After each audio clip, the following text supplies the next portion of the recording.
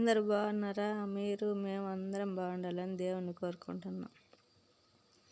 మన మనసు ఎలాంటిదంటే ఈరోజు రూపాయి ఇద్దాం అనుకుంటుంది, రేపు ఆగి ₹10 ఇద్దాం అనుకుంటుంది, ఎల్లుండి పావలా ఇద్దాం అనుకుంటుంది, అవతల ఏమిద్దాం లబ్బా అనిపిస్తుంది.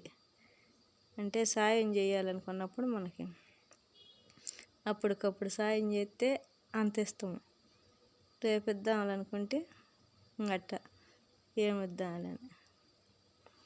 మనిషికి 66 గుణాలు అంటారు, మనకు 66 గుణాలు ఉంటాయి మనిషికి. ఏ గుణం ఎప్పుడు ఎలా ఉంటుందో మనకే తెలియదు. దానికి చిన్న కథ చెబుతా వినండి. అప్పుడు రోజుల్లో అరికథలు బుర్రకథలు చెప్పించుకునేవాళ్ళు ఊర్లో. చెప్పించుకుంటుంటే కథ భలే చెబుతున్నాడు అని చెప్పారంట ఊర్లో. రాజు కూడా వచ్చాడంట, అందరూ చూస్తుంటే రాజు కూడా వచ్చాడంట.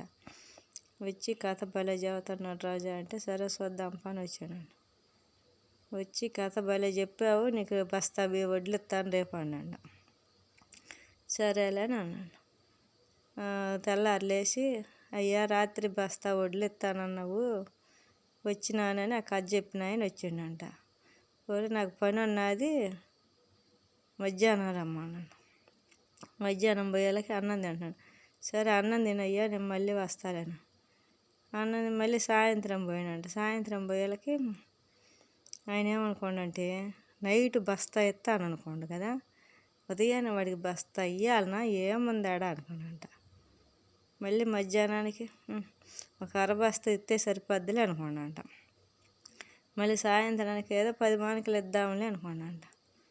అట్లా ఆ రోజు గడిచిపోయిందంట. తెల్లారి వచ్చిండంట. అయ్యా నాకు గింజలు పెడతాను ఇంటివేనంటే, ఒరే నువ్వు చెప్పిన కథ ఏముంది, నీకు బస్తా వడ్లు అట్టిస్తారా, అయ్యో 10 కేజీలు ఎత్తా తీసుకోపోయాడు.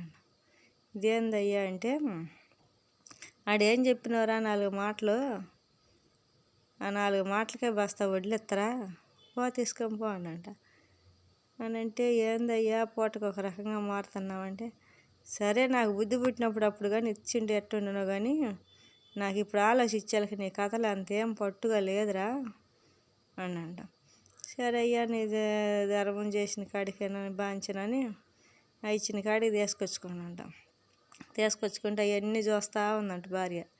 ఏందయ్యా పూటకు ఒక రకంగా మారుతున్నావంటే, ఏందే నా మనసుకి అట్టొచ్చినది, నేను అట్టిచ్చినానంటే, నువ్వు బస్తా ఎత్తా నెలకి ఆయన ఆశ పెట్టుకొని వచ్చా, నువ్వు చెప్పటం ఎందుకు, ఇవ్వకుండా ఉండటం ఎందుకు, అదే ఏం చెప్పకుండా వస్తే ఇంటి ముందరకు వచ్చి ఎన్నో కానీ ఇస్తే సరిపోవు కదా అన్నాడు.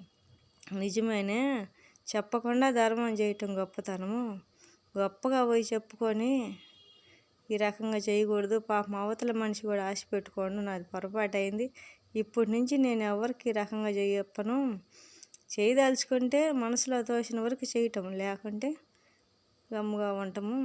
నాకు బాగా తెలిసినది ఇప్పటి నుంచి, రాజు అయినా ఒకటే, మనిషి అయినా ఒకటే, ఎవరైనా ఒకటే కదా, ధర్మం చేయాలనుకుంటే చెప్పకుండా చేసేయండి, చెప్పినప్పుడు కరెక్ట్గా మాట మీద ఉండండి. మనకు 66 గుణాలు రోజుకి, ఆ గుణాలు ఏ గుణం ఎటుపోద్దో ఏమో మనం చెప్పలేము.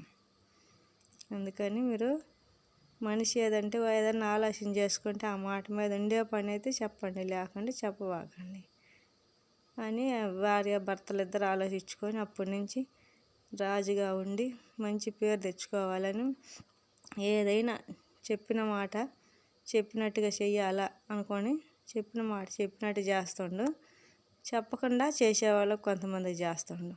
అది అప్పుడు రాజుల పాలన. సరే ఉంటా మరి.